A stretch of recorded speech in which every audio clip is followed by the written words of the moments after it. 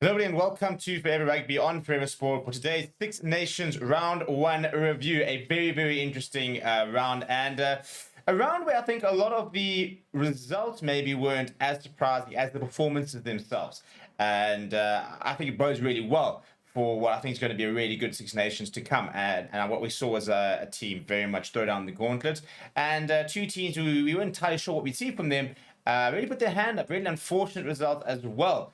And all three matches this weekend, by the way, away wins, which is also very interesting. So it was a perfect sort of start to the Six Nations, which I absolutely love the Six Nations. I think that it's the best tournament in the world, apart from the World Cup, and I really enjoyed it. I think the occasion, the stadium atmospheres, for example, you see all the sort of bells and whistles being brought out for these games, and usually the rugby very much backs it up.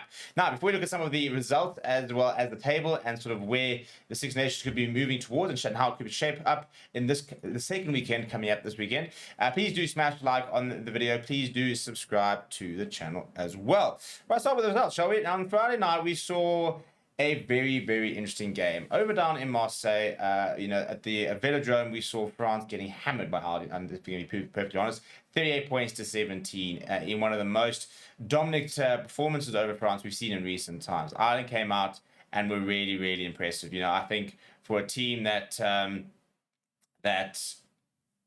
obviously been world number one for the last few years, and won the Six Nations, to be able to go to France, who are one of the tournament favourites, at home, and to be able to pick them apart like that, sort of shows you the quality that they have in their system. I think massively the big question was, what's life going to be like 26? And I'll tell you what, Jack Crowley looked like a seasoned international fly half, kicked really well, controlled the game really well. We saw the likes of a Ty Byrne playing at the top of his level.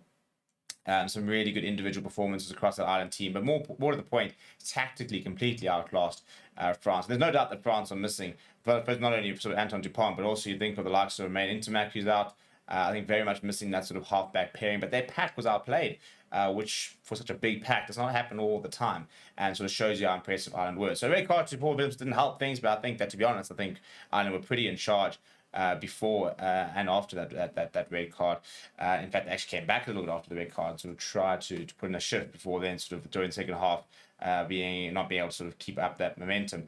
On Saturday, it was a very interesting day because we saw Italy really push England, and I'll tell you what, leading at half time, led a few times. Italy started really well, and England, very much a new sort of a bit of a new era for England, and you can see sort of the growth, the trying new things. There was definitely a difference in the way they wanted to play from England, but Italy were frustrating because they were good, and they probably could have gotten a win out of that. And this is kind of becoming the story, isn't it? That they're a side that can compete and can make it difficult to beat them, but they just can't get that final result. And coming agonizingly close, 3 points in the end to upsetting England, shows you that this Italian side is progressing, but they've got to find a way to start picking up those results.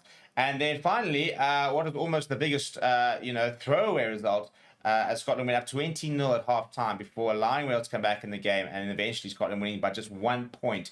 So, from going to the blind to the ridiculous, really there from Scotland.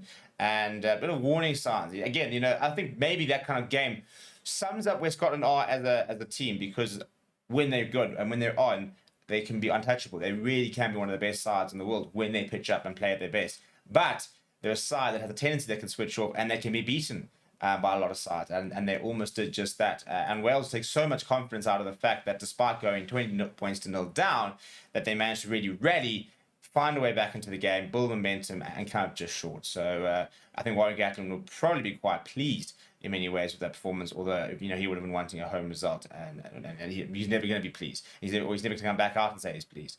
But I think secretly he'll probably look at that and think, there's something to work on there.